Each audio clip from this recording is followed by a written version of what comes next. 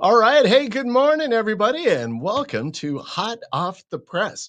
Hey, thanks for joining me. And of course, I'm Randy, the news guy. And so we got a good show planned out for you today. Somebody who's been on the show, I went back through and was counting. I had to how many videos has this guy been on with me? And he's been like the headline guest. This will be his third appearance on the show. I think, and then, but I think he's like chimed in on a couple of other ones as well, just, as just popping in and saying, hey, or something like that. I don't know. But anyway, pretty excited to have my old friend back on the show, Jesper Nissen. Good to see you again, brother, all the way over in Denmark. Yeah. Yes. And I will put Jesper's site. You can go check him out here. The whole Jesper Nissen. See all of his stuff. He's got his courses. You can see his shop. There's a couple of products of Jesper's that I use pretty regularly that I love. And we'll probably get into those as well. So, Jesper, good to see you. For those of you who you probably did you even know this is like your third or fourth or fifth time on the show?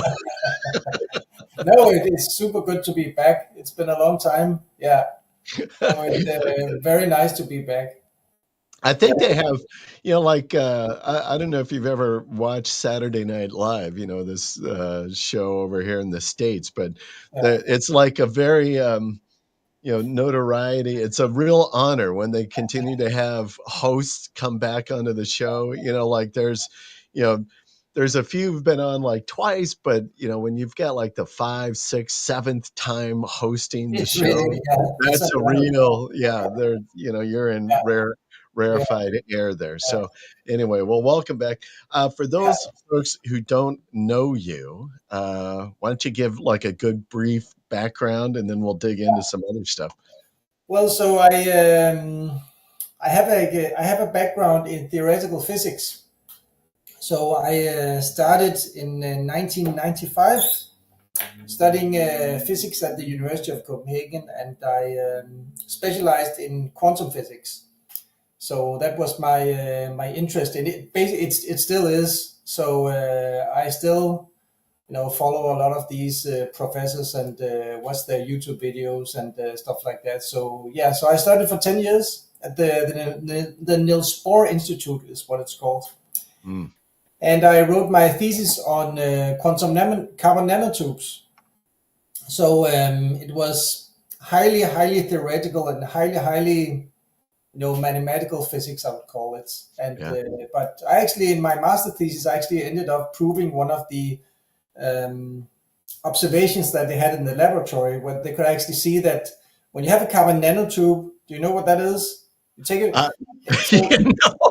So imagine that you have a pencil. And imagine that this is a pencil, and the point here is made of this carbon graphite.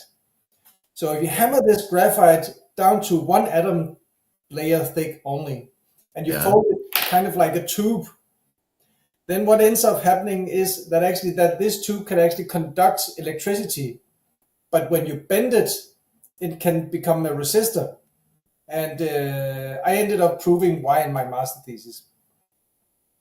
That's impressive. Yeah, something with the overlap integrals, but that's impressive. And I got to interrupt you for a second here, because I remember when we were out, you had the great YACSS conference back in 23 that summer, and you had us all over at your house. I remember I always like to look at people's bookcases, and you had all of these physics books on your bookshelf. And I was like, wow. I was amazed because my son loves physics. He's at the university studying physics right now. Actually, he has his final in physics coming up here in a few hours even. And I talked with him earlier this morning right before the show. And but I saw all those books at your bookshelf, and I'm like, wow, this guy likes physics, because some of these books I'm somewhat familiar with because of my son. And so I was like, okay, this guy's got a lot more depth than just SEO going on here. Yeah, so it's it's a part of me still misses it, but in 2004, I think it was, I started my career in IT. So Yeah, I got yeah. into a company called CSC, American company here in Denmark, and I don't know if they changed their name. It stands for Computer Science Corporation. So I started out by as a software tester, and then I became a software analyst and software designer at this corporation. And I was there for 3 or 4 years, and then I switched to another company before I started my own company in 2008. And in 2008, I actually started out by designing my own content management system, kind of like YACSS now today, but Yeah. but not as user friendly, not with as many options as we have now. But yeah, so that's actually fun because back in 2008, WordPress was a thing, but not kind of like as user friendly as it is today, and with all the Hmm. options. Hmm. So yeah, so my idea back then in 2008 was that I was going to make a competitor to WordPress. It didn't turn out that way, but it was still a nice process to design that software. And yeah, fast forward to today. So yeah, so since 2008, I was actually building websites and also doing SEO.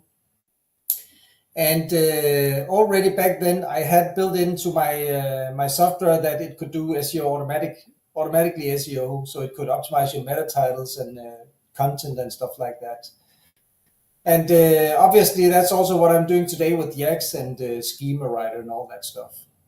So yeah, You're that's my background. amazing. You got good stuff going on. So I'm going to throw as well. One of the great tools you use. Let me even share this on the screen, which is, oops, not the wrong thing here. Hold on. Cancel that. Here, this is what I wanted to pull up. Is YACSS, Yeah. which your very clever name of yet another cloud stacking software. Very creative. I think it's just I didn't know what to call it, and obviously I wasn't the first guy that started looking into domain authority stacking and Yeah. cloud stacking. Many clever guys went there before me, so what to call, and then yeah, I came up with this name. Yet another cloud. I think I've been using YACSS. I don't know. I think I was one of your early adopters on it. And I remember I was at a conference and somebody, and I can't remember who now, told me about, oh, hey, I've been looking at this. I've been testing this platform. I'm like, really, what is it? And they kind of told me about it. I'm like, wow, that sounds really interesting. And then I came back from that conference and I think I reached out to you. I'm like, hey, I understand you've got this thing. I'm not sure if you're selling yet or if you still have got opportunity. I'd like to get in.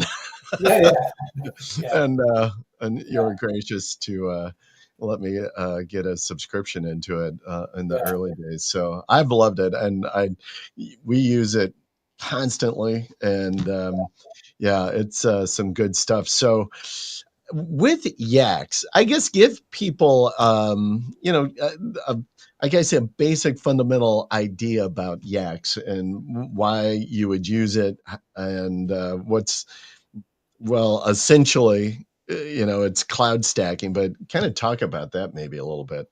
Okay, so so back when I started out designing YACSS, the original idea I had was I just wanted to make an HTML input form for myself so I could build these HTML pages, because what YACSS does is that it builds static HTML pages and then it uploads them to cloud storage services like Amazon and my Google Cloud and Wasabi and Backblaze and places like that. And the reason that you want to do that is because when you create a new folder, they call it buckets. So when you create a new bucket or folder in Wasabi or Backblaze, you get a subdomain. So it's called tree service Hmm. ohio.amazonaws.com. And because it's on a subdomain on this Amazon aws.com domain, you inherit some page authority. You do inherit the domain authority. Does that correlate with rankings? It does. And the page authority does that correlate? It also does. So instead of starting out by having 1100 in domain authority, page authority, what is called trust flow and citation flow, you start out with higher numbers. Mm-hmm. So that was the idea way back when. The other guys that went before me, they discovered that you actually upload an HTML page to one of these storage services, and you could point a do-for link back to your website, and then you could increase your rankings.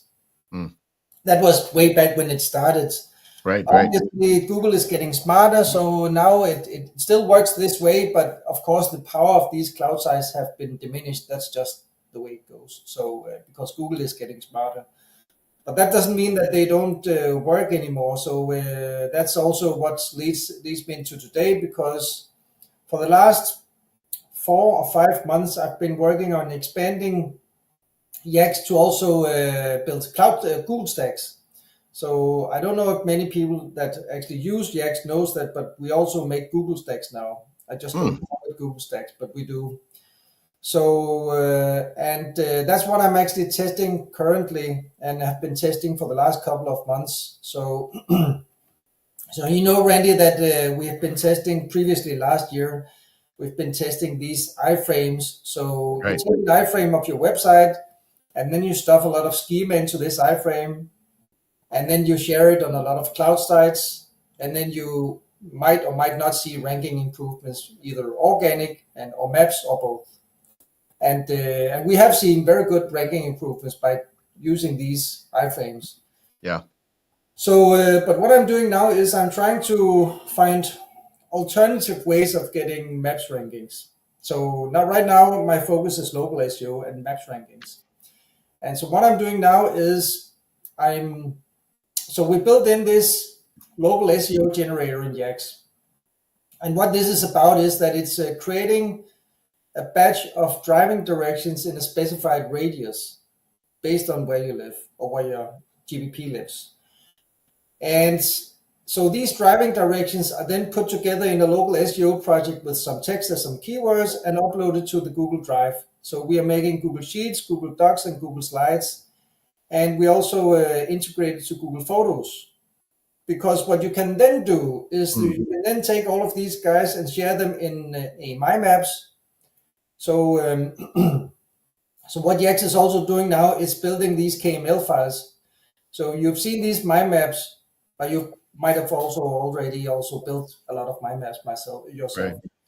So, but these My Maps, what I've seen before many times, 5 years ago when I started building these My Maps in hand, also is that you can embed these My Maps in your website or in a WordPress site or WordPress blog or guest post, and then you can actually see some positive movements in the maps. Also sometimes back then in the organic rankings, but mainly in the maps. Right. And that's what I'm experimenting with. So how can we combine the driving directions with the My Maps and also with Google Earth also? So I'm building out at the moment, and I actually have built out the entire process now. So I know that you have a subscription to YACSS, so you can actually log in now and actually just download my standard operating procedure. Click and then download it. It is done. So that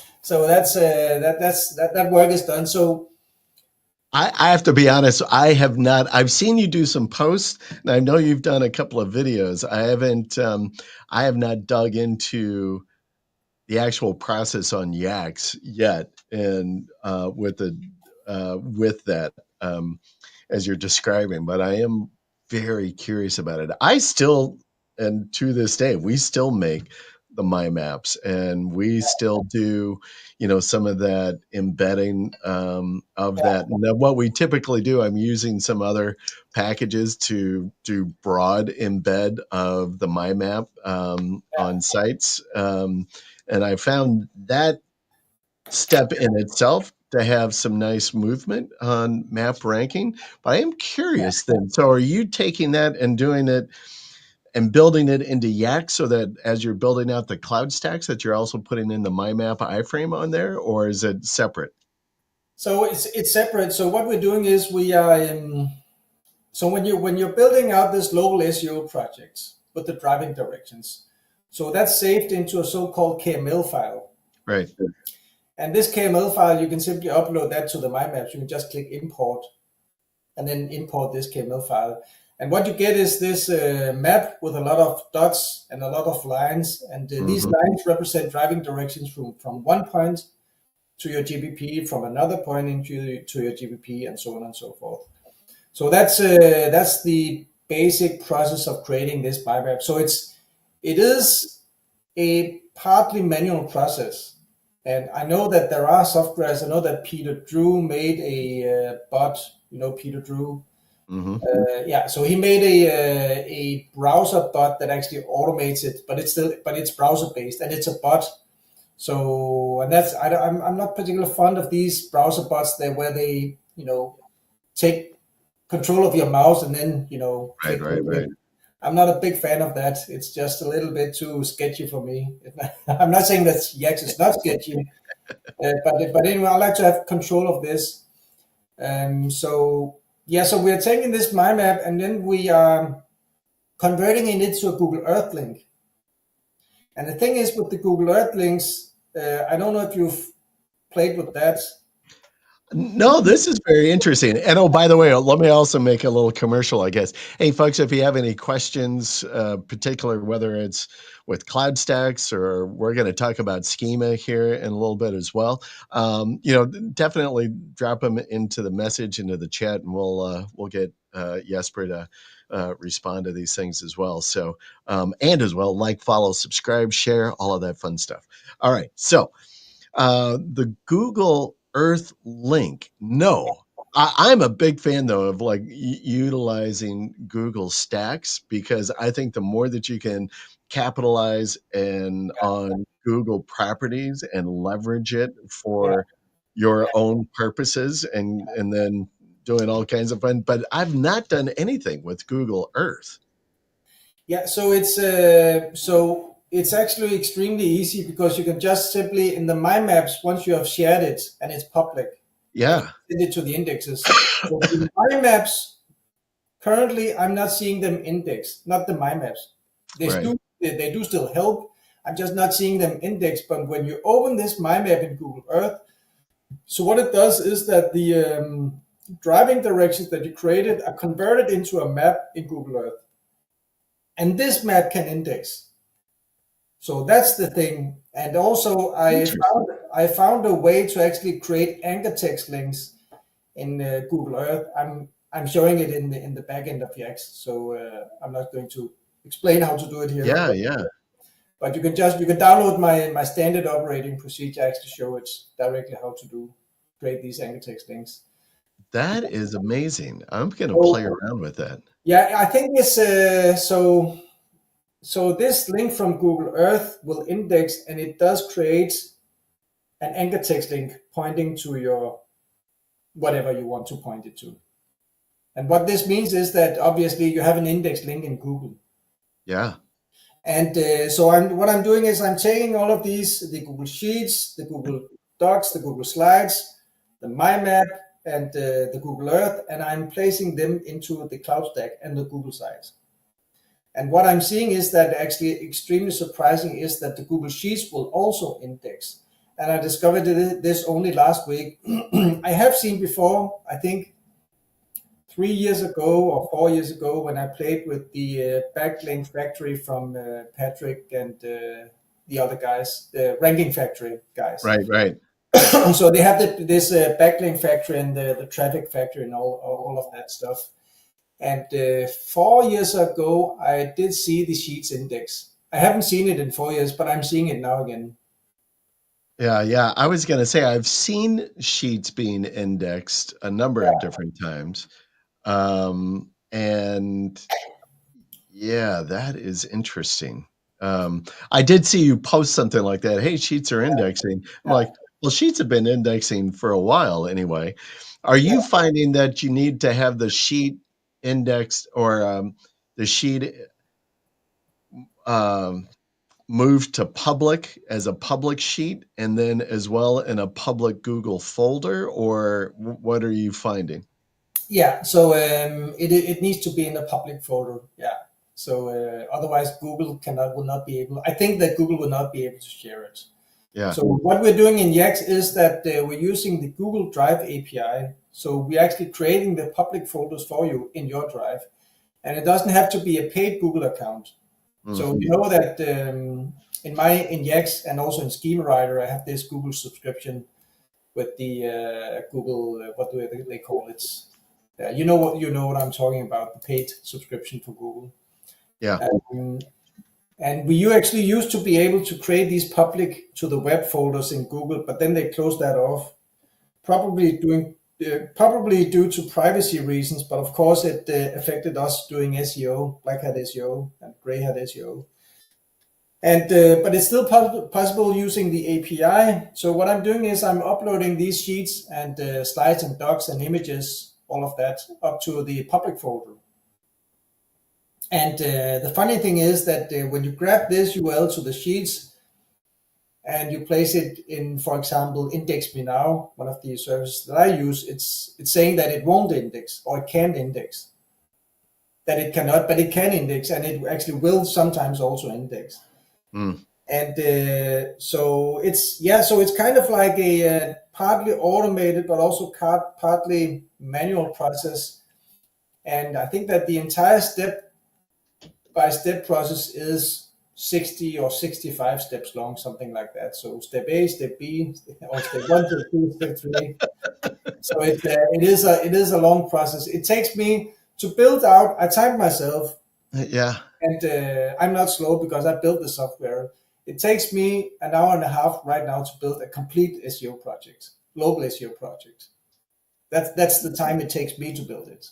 Now, let me ask you, so define that. When you're saying a local SEO project, does that include everything you've been talking about, kind of with the My Map and the loading it in the Google Earth and doing the stacks, but does that also include building out all of the cloud stacks as well? And as well, because we can talk about this, and it might not be a bad segue into Schema Writer.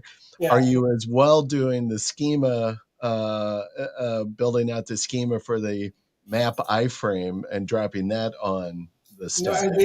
That's actually a good question, because I was thinking about that the other day. So look at what I did. It is a good question, and it is. You have a point. I am actually not in this process. I'm not using Schema Writer. And why? I don't know. I did think of it only 2 days ago, and now you're reminding me. So I might design a process to also use Schema Writer. So okay. So here's the thing: the schema iframes boost the visibility also. So it is actually a good idea to try to combine the driving directions with the Google Docs and the schema frames. I'll have to try that. Yeah, I'd absolutely want to see. So I'm glad I could help the mad scientist, add to the potion here. But let me ask you this: so you're not doing, the schema, but you've got this process, 65 steps, a lot of work going into it. What results are you seeing? So you said it's an hour and a half, 65 steps, takes you an hour and a half, probably take the non-physicist, dude like me, probably, triple that time. But, if as I always like to say, is the squeeze, is the juice worth the squeeze, right? So is the effort worth, the outcome? So what is the outcome that you're seeing? Are you seeing that it's moving from, position 19 to position 15? Or is it no, we're moving from 15 up to, 4 or 5 or something? Yeah. I'm actually seeing very good results. This is the most successful test I've ever done in YACSS. Really? Yeah, it is. Yeah. That's saying a So lot because you've done that's some good stuff. that's actually how successful it has become turned out. So what I'm seeing is I can take a GPP in an area. It's 11 times 11 kilometers. So what's that? 120 something square kilometers. So 11 times 11. Yeah. I love, you are exactly like my son. Brilliant, right? Physics, you talk about all of this Yeah. like theoretical stuff, but you can't do simple math. Too basic. Yeah. So we actually we're taking GPPs in a rather large area. Mm, And we're taking these GPPs from an average ranking of 6 or 7 or something like that, 5, 6, 7, to an average of 1 to 2 in across the entire grid. So what we're talking about here is that when you're making these GPP grids, what is actually happening is that we're using the data for SEO API. And what's actually happening is that this data for SEO API has a process where they are simulating a physical location. So they're going out in the maps in the real world, and then they're simulating that I'm here and I'm measuring now in my maps. mm, What precision does this GPP have? And then they're doing this across this geographical area.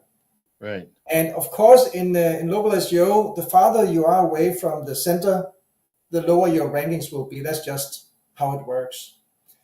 And so typically you will see that when you have a tree service company in the center, you're ranking number 1 or 2 or 3. So right where your address is. Right, right. Almost no matter how bad your local SEO or good how local your local SEO is, you will rank relatively high in the center. And then out in the corners, you will rank 16 or 18 or 20 or something like that. If yeah, yeah, Yeah, 20 if you're like, yeah, I mean, that's just how it is. And so what I'm seeing with my process is that we can turn these corner rankings from 18 to 20 down to something like 4, 5, 6, sometimes 3 and 2. So, this is it. The schema iframes were good, but this is much, much, much better. wow. And what's interesting is I'm also seeing improvements in organic rankings also. Yeah. So what seems to be happening is that we are improving the match rankings, but we're also improving the organic rankings. And what I'm seeing is when I'm building out this local SEO project, I have the target keyword that I'm going for. So let's say that the target keyword is stump removal or tree removal or tree service, something like that. Hey, Terry. All right. Hey, Terry. So Looking forward to seeing you in a couple of days, brother. yeah. So you're going to Well, actually, couple tomorrow. Actually, I fly out tomorrow. Yeah. awesome. Yeah. So okay. So what I'm doing is I'm adding the main keywords as the the target keyword for this project, and then I'm adding something like 30 additional keywords. So that's long tail keywords. It could be right. tree service. So if you live in Ohio and it's tree service, it could be tree service Ohio and then a suburb name, something like that. So all of these long tail keywords. Right. And what I'm seeing is that the target page, not the GPP, but the target website is beginning to rank for all of these long tail keywords, even if the keywords are not present in the content. So what seems to be happening is that we are apparently explaining to Google that you have this website, they are doing tree service, and simply because we are mentioning these keywords in Google Sheets and driving directions and cloud sites, Google seems to be understanding that, okay, so these guys are doing tree service and they're also doing tree service in these areas. So not only are you seeing these GPP match rankings go up, but you're also seeing the organic rankings go up. Right. I think that's very interesting, actually. Yeah, that's very good. All of a sudden, I had a great idea for a very simple, probably little script that you could craft. All right, you take some notes. Yes. So when you were talking about the long tail keywords, yeah, very nice. What is that? A moleskin? Oh, SEO. Yeah. Nice. Very good. Is Yeah, And you did. it is Moleskine, yes, It yes. is, I love Moleskine. I've been using them for 20 plus years, I think. Um, but I would love to have a little like script where, and we'll use your tree service as an example, but where I could say like, okay, here's my company tree service and my main keyword, and then here is like my latitude and longitude of my business or my right where I am, and Yeah, then this Python script, and then you could say, go out 12 miles or some number, right? And then it automatically gives you a list of your long tail keywords with geographic like neighborhoods or automatically. So it would do it like, if I said, hey, I'm in Cleveland and I went 6 miles out, and then it automatically go, well, tree service in Parma, tree service in Strongsville, tree service in blah blah blah blah blah blah blah, right? And give me a list of like whatever, if I went 30 or if I went 50 or right, but it would a simple script to be able to go do that. yeah, that's actually a good idea. I think actually in Ah, you did yeah, it again. yeah, yeah, that's a really good idea. I'm writing. Yeah, I think we're actually doing something similar in Schema Writer to Yes, you are. grab all the local entities. Actually, yeah, Yeah. You've already kind of have a back engine already, yeah, kind of mapped out even with it. But I love that idea only in that because we do kind of something similar, but we're doing it all kind of manually at this point. We're like look on the map, like, oh, these are let's drop these, locales and yeah. create the long tail keywords with it. But to have something that was just like bing, bing, bing, and then So I have to admit that when I built out this process that I'm working on now that we're talking about, I have to admit that I became a little bit lazy, so I actually resorted to using ChatGPT. ChatGPT built out a list of long tail right, keywords in this area, and yeah, it's very good. I mean, it probably misses a lot of cities and suburbs, but it is very good. yeah, It is not so accurate, but it's yeah, yeah. and it's fast. So yeah, I think this is interesting, and I think it's just to me it's interesting that you're seeing the website appear in Google search for keywords that's not present in the text, simply based on the fact that you mentioned these keywords in a page pointing to the page. Right. That's what I was going to ask as well, because on the money site or the main website, Yeah, you're not necessarily saying, and say it's tree service Cleveland. yeah, And I have my website built out, but then you're putting out on these, out in the KLM and file the map and in these other pages. And I'm saying like tree service in Strongsville, which is a community about 20 minutes away from Cleveland or so. yeah.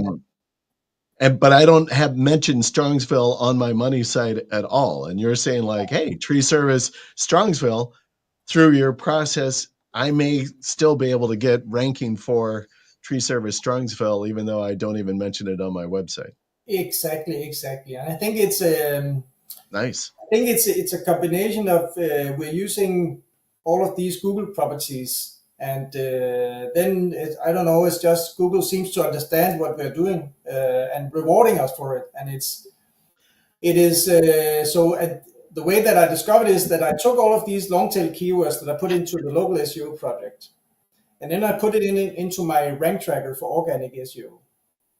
And I didn't think anything was going to happen because we're not pointing the links to the Right, website. right.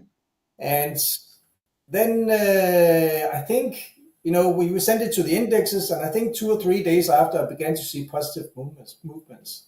And at first I thought, it could be random. Mm-hmm. It wasn't random, and it's really yeah. So Mm-hmm. it's really starting. It's not only it's starting to move up in rankings, but all these long tail keywords are starting to appear where it wasn't ranking before at all. It's starting to rank. So Yeah, yeah. yeah, yeah, Well, this is why I love Google Stacks as a whole, these Google entity stacks, because you're leveraging the authority of the Google properties and you're in your example, you're tying your relative entities to and utilizing them on those Google authority sites to help amplify your brand and or your keyword to associate it with. Yeah, I think there's just a lot of power. Theoretically, it seems like, well, yeah, why wouldn't that work? That would seem like Yeah, I mean, why wouldn't it work? It is basic link building. So you're yeah, building articles, and you're placing articles on a Google site. You're placing articles in Google Sheets, not the most obvious place. You're building articles, placing it in Google Docs and Google Slides, right. pointing to the GPP. And Google is kind of like connecting the dots. Okay, so this GPP has to rank for these keywords, and therefore the website also has to rank. Mm-hmm. So that's just an interesting, a very positive side effect for me. So it's very interesting. Let me ask you this, though, as you're building some of these things out, because this is always a question that people always throw at me is, are the links that you're building out or pointing, the ones say like, now are you building like a Google.site, blah, blah, blah, like, right, as part of your Google stack? Yeah. So in those Google properties, are you building out do follow links to your money site, or are they no follow? Yeah, so actually, I just have to think. So I think that the Google Sheets and Docs and Slides don't contain links to the websites at all. Okay. And the Sheets and Docs and Slides, the links that you can actually click on that goes to somewhere else. I must admit, I don't know if they're do follow, no follow, or redirects, or I have no idea how they handle their links. Probably some process Google has. All right. But So I know when we build out Google entity stacks, I just do one do follow link from that Google site to the money site. I also do that. Yes. Yeah. But I just do one do follow. The rest of them are all kind of no follow. And we may link to multiple different pages on the money site within it, and or other branded foundational sites, but they're all no follow links. But the one site, or the one link, and we put it typically up in the header or just underneath the header with our branded, typically it's brand plus keyword or something like that, depending upon what our strategy is. That's the one link that is do follow. Yeah. So we also, I also do that as a part of this process. I place one do follow link at the top content in the Google site, Right. and that goes to the homepage of the website. Yeah. Yes. Exactly. So it's not, I'm not pointing it to any sub page, and it's only one link. And obviously, if you try creating links in Google Sites, you know that you need to write out the HTML, because I mean, if you only mark and then insert the link, it's not a do follow. I'm not. Right. I think it's no follow, and I also think it's a redirect. Mm-hmm. But if you write out the HTML yourself in an iframe, then it's do follow. Yeah. So we do that, and and these Google sites, they index. They do index fast, and I'm seeing them index within a day now. Actually. Yeah. It goes up and down, but the way that I do it, they do index within a day. Yeah. So it's very, very interesting, I think. Yeah. So now you're building out the whole. I'm curious. So when you're building out the whole stack with all of the various different Google properties, are you also doing Blogger? Do you use Google Blogger? No. I know a lot of people. Yeah, it's also a good idea. Well, I was wondering. So you're doing it just out of omission, like, we should use that, versus because there have been, and this is years ago, some tests that have been done that utilizing Blogger was actually kind of a detriment or a negative impact on ranking. But I'm not finding that happening. I seem to remember also people talking about Blogger links have a negative effect. Yes. I don't know who started this discussion, but I have seen that also. If it's true, I have no idea. Well, I know the guys from SIA are Clint Butler and that group have done some testing on that. And again, this was, I'm going to say 5 years ago. I don't know. And in their tests, they had stated like, oh yeah, a link from Blogger from a Blogger site has a negative impact. But in today's world, I don't see that. So that's why. So when you said no, we don't use Blogger, I thought, oh, maybe you're tested and you've seen something negative, but you're just saying like, no, I haven't. It's just, but it's actually a good idea. So yeah. So actually, last year, 5 months ago or something like that, I did a test that actually included Blogger, and in that test, have you seen my video where I find these ChatGPT links? Where I use ChatGPT to find links. Have you seen this video? I've not Okay, seen so I posted a video on my own channel where I show how to use ChatGPT to find free do follow links. Okay. And I posted it last year. And then I went out. I located more than 200 of these free do follow links. And then I made a test where I built 30 or 50 or something like that of these links. And some of them, and then I made a branded blogger for this website. Okay. And then I built the links. And the problem with that test was that the blogger ranked too well. It ranked for the brand name. The problem was with the blogger blog ranked number 2 just below the brand name. So I had to take that down because it was a random website and they didn't have any organic ranking at all. They were invisible. So I thought, well, what harm could be done? Because if I push them up, they're happy and they never know who helped them, right? So and then I built these links, and that was the problem, that these links, they rank too well. Yeah. So almost all of page 1 were my tests, and I'm not a web designer, so it's so I have to take all of these links down. But that was Blogger. The Blogger blog is simply super, super powerful. I can't believe I didn't think of that. So I have to. That is interesting. Well, say it gave you another little gem to go run with. You started talking about indexing, and I'm kind of curious. In past conversation, we've talked about indexing, and I remember in one of our last conversations on that topic, on indexing, and I thought you were going to do some testing on this, but what was in regard to, I'll say, kind of timing out or spanning out indexing. So like, you can't index everything all at once. You kind of need to drip it out over a number of days. And I'm curious if because you mentioned like, well, in my process of indexing, so I'm curious what you found to be reliable and effective in indexing. Okay, so when it comes to indexing, I don't have actually much patience. So what I'm doing is I'm using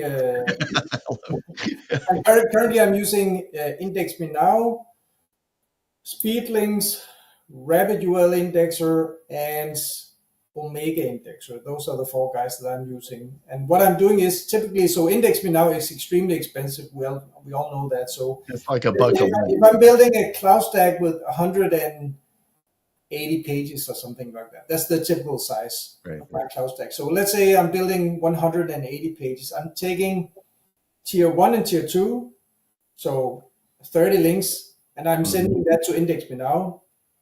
And then I'm taking all of the other links, including the tier 1, tier 2, and then I'm sending those guys to Speedlinks, RabbitUL, and Omega Indexer. And so what I'm seeing is that I am having very good indexing rates currently with this method. And within, let me just check because I have a browser window open here. So within a day, typically I get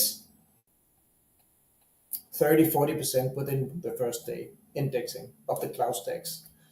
And the maximum I get is probably 70, 80, 90. I'm not getting 100% indexing on my cloud stacks, but let's say 70-80%, something like that, after a week. So I think that's fairly good. And I sometimes let me ask you: do you then? I do. I use a similar process. Some different tools, yeah but a similar. Like I use multiple when we're doing that, both for cloud stacks. I do them both for guest posts. I do them as well for some of our Google entity stacks as well. But I use Colinkry on yeah everything. I send all links through Colinkry because I want to try to get them crawled. yeah And then I use Index Me Now, but with Judition, right? So I'm like very, very specific links that I'll send to that because of the cost. And then yeah I'll use SynBite yeah is a tool that I use as well yeah. as I forgot about that because at a certain point they didn't work anymore. But yeah, yeah, I have to go back to Symbite to test that to see if it has begun working again. Actually, yeah. And then I'll use another tool called Indexification, which is another one that is very inexpensive, and on its own, it's probably getting in the 30% range for indexing. But what I found, and similar, and I think what you have found, is that, as you kind of stack these things on top of each other, drip them out. So, like Colinkry, I essentially send everything to go get crawled as quickly as possible. yeah Index Me Now, same thing. The links that I put there, like go try to index immediately. yeah But then when I use SynBite, I say, well, drip that out over 7 days. yeah And then when I use my other tool, indexification, I yeah. have that drip out over 10 days. I So think I try to create, some gap between some of the immediate, so that not everything is trying to go hit it all at once. That I try to create some gaps on there. The other thing that I do that you haven't mentioned, I'm curious if you've tried, is then I take all of the links and I drop them into like a mass link builder type of a product, like Ranker X or Money Robot or something like that. And then I go and I drop all of those things in there and just go build out a bunch of, some diagram of like Web 2s and comments and blah, blah, blah. And I throw all of those in there, primarily not to try to get those things, but to help drive indexing. yeah And I'm finding kind of when I utilize all of those, and oh, by the way, when you utilize some of those tools, then I take that KML map, the My Map, and then I embed that map in those. oh yeah. So it gets Right? powered up. Yeah Yeah. So that map gets powered up. And yeah. then, but I've found that my indexing rate I'm pretty consistently 70%. Pretty consistently. I think that the days where we could get 100%, it's not coming back. I don't think so. No, I agree. Not with these cloud links. I don't think so. Yeah. And not with anything actually. So I think 70-80% is very good. And I like your process. And the only reason that I use these indexing services, and the only reason that I force index everything on the first day is because I'm doing testing. So I need to see, Right. Right. is there an effect or is there not an effect? So that's the only. I know that it's not the most efficient way to index. It's just because I'm just testing, so I need to see, Right. does it move the needle or does it Right. not move the needle. So it's and sometimes I see with my cloud stacks, Google simply won't index the cloud stacks. Yesterday it was 3 days ago. I sent a cloud stack to the indexing services, and I used 6 cloud services. So it was Wasabi and Google and Amazon and 3 more. And Google and they simply wouldn't index. But And, this is and, what I and, found and on, then, but then okay. So but here's the point. So what I did was I deleted the cloud stack and then I re-uploaded it. And because it's OpenAI writing the content, so I just deleted it and re-uploaded same thing. And now it's already indexed to 17%, and it's this morning I uploaded it to index. Now I can see 31 pages out of 182 indexed, and it's just I can't explain why. I just know I've just observed that sometimes it won't index. I delete it, re-upload it, and then it indexes. And then it indexes. Yeah. Now, do you find though, like as well, I do find like these cloud sites, the platforms, so like Wasabi or Bunny or Azure or whatever, they're not consistent in the sense of both in performance and indexing. I find that, like, for several weeks, Wasabi will be great, and then all of a sudden it's not so great. I'm like, what the hell happened?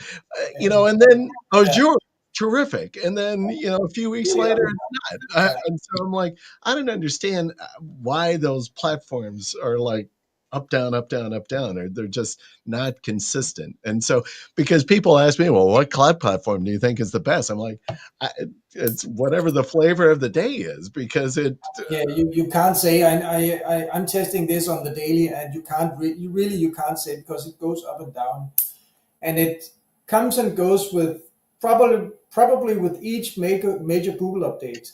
Yeah. Some of the cloud sites, they come into favor again, and some go out, and it's just you can't tell. So yeah.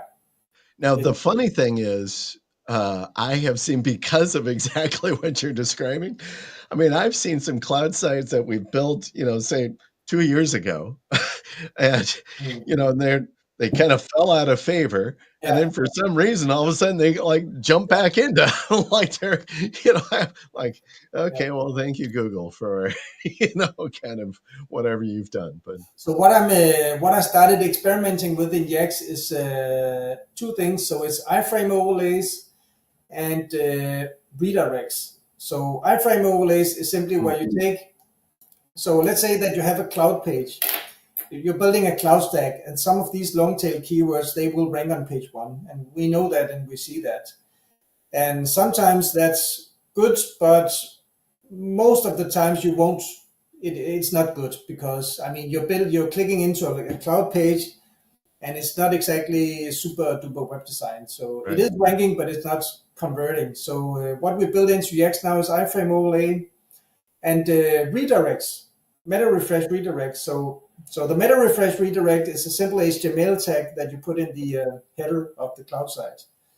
And so I'm testing that now to check out the performance, and I think it might actually explain why this latest cloud stack didn't index, because I actually put this meta refresh in the header of this cloud site. So yeah, I'll have to get back on that, because I think it's interesting. Yeah. That is interesting. All right, I can't let you get out of here before I let you talk about another one of my favorite tools, Schema Writer. Yeah. And again, I think I jumped on this early. I'm like, well, heck yeah. I'm a big fan of Schema. I think it works. I think it's got a nice impact. I do not like writing Schema, and for something really important and complicated, I mean, I'll reach out to this guy, Terry Samuels, like, Terry, I got a Schema project for you to dig into, because Schema legend, Terry, yeah, he writes just thousands of character schemas. But for other types of sites, depending upon what we're doing, I needed a good schema writer tool that I felt pretty comfortable about, and boom. And then, I don't know, you released this about 2 years ago or so. And I love it. Yeah, thanks. So so it's so I'm also working on this one, and so the latest developments that we added to Schema Writer is, so we added automated detection of images, and I am also going to add automated detection of tables also, because I know that sometimes when you have a table and you have schema markup for that table, it will sometimes boost rankings. Not always, but sometimes it will. So we're going to add that. But currently we have we've added the image schema detection tool in Schema Writers. What it does is that scrapes the content from your page, and it writes out the entire web page schema for this page, including video schema, Right. entity, FAQ. Yeah. entity insertion, and we also have service schema now. I don't know if you noticed that service schema and all of that stuff also. And related to the scraping that we do in Schema Writer, we also build in the correlation studies that you can actually make yourself in Schema Writer. So I don't know if you tried that out, but I'm seeing some very interesting things when it comes to entities and rankings and stuff like that. Because so I know we don't have a lot of time now, but so what I'm seeing is that I always thought that there is a direct correlation between how many entities that you put in a page and the rankings. So the more relevant entities, the higher the rankings. And so now I'm starting doing correlation studies in Schema Writer with the entities. And what I'm seeing that's actually not the case. It is the case in some instances. And so what I'm seeing is when I'm scraping, let's say, the top 50 websites, that's not something that the average user has access to. It's only me that has access. Not yet anyway. So, but when I'm scraping the top 50 sites, what I'm seeing that is that for page 1, from position 1 to position 10, there is no correlation between the amount of entities. I would actually say in most cases there's a negative correlation. And that's for page 1. And what that is, and that's just when I noticed that, and that's across thousands of websites. It's not, it's not the thing I'm only seeing. Oh, I only saw it once. Right. It's across thousands of websites, and that's interesting. Yeah. Because what's that saying to me is that, okay, so for page 1, it's almost as there is a separate algorithm for page 1 and then for all the other stuff. Yeah. So for page 1, it's not entities. On page does play a part, but it's links. It's links and authority signals and social signals and all of these other signals, traffic, CTR. Right. And it also actually, because we know that Google built into the algorithm now that they want, for many 5:00 p.m. For many queries, they want a newsy website, kind of like a news website. They want informational. Right. They want, a YouTube video. They want an image carousel. They want a lot of features. And now they also want this annoying AI crap. And that's just the algorithm now. So for page 1, no correlation with any number of entities. But if we go down to page 2 to page 5, you actually do see a correlation. Really? That's interesting. You do see a very strong correlation between the number of entities you put into the content and the position. These guys are sneaky. It is sneaky. Yeah. It's annoying, actually. So a question I wanted to get to before we duck out, are you playing around experimenting with AI overviews, getting sites or content so that it's displaying in AI overviews? No, not playing around, not testing anything. I think a user actually wrote to me that one of his cloud sites got cited in the AI overview. Wow. So, I have not seen that yet. That would be interesting. But I'm not playing around with it. Have you? Well, we have had some good success in targeting AI overviews through our press releases. So because the AI overview wants authoritative, informational, answers a question, data, right? Yeah. And so we can kind of accomplish a lot of those things depending upon the press release that we're writing, putting it out on authoritative sites. And we found, we can get a PR being the AI overview. So that's been fun. Yeah, so I wonder what would happen if you actually put some of these mind maps on in a press release. I don't know. I have not seen That allows actually to none of the major authoritative news sites will do that. no, So, like, I can't get a my map on no. Yahoo or Globe News. Okay. Um, Maybe some of the more regional ones, I have Yeah. not tried because our distribution system isn't kind of set up to pull out. I'd have to do something kind of more manually to see, but generally, they'll only take a Google map. Okay. But Okay. Yeah. yeah. Streaming to Instagram fails. Yeah, it stopped. Yeah, Instagram only gives you an hour to stream, or at least on my account anyway. So, um, well, listen, brother, so good to talk with you.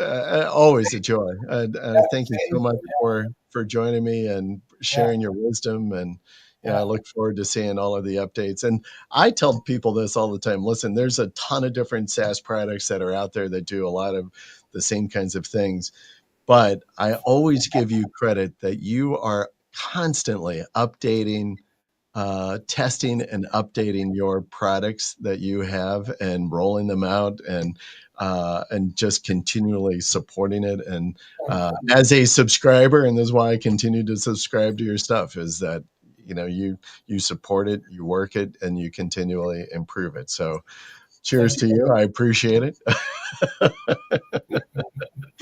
Uh, and hopefully I'll get to see you again in person sometime. Yeah. Yeah. Same. I'll be back. I am running some tests with the schema writer actually. So I'm not done with the test, so that's why I really don't want to talk about it. But yeah, Yeah, very I have good. interesting things coming. Yeah. Yes, very good. All right. Listen, folks, let's see. Coming up next week, I've got Patrick Shannon from another SaaS owner of a product called LeadSnap. So if you are into local marketing specifically or manage local clients, I think you may want to tap into this as well, because LeadSnap is a great little platform to help you drive those results as well. And I fly out tomorrow. I'll be in Phoenix area for SEO spring training. I think you still can jump on board. Come on out. I'm sure tickets are still available. So maybe I'll see folks in Phoenix. Would be great. And otherwise, again, man, thank you, Jesper. Always good to talk with you. Thanks for Thank being on you. again. Thank you.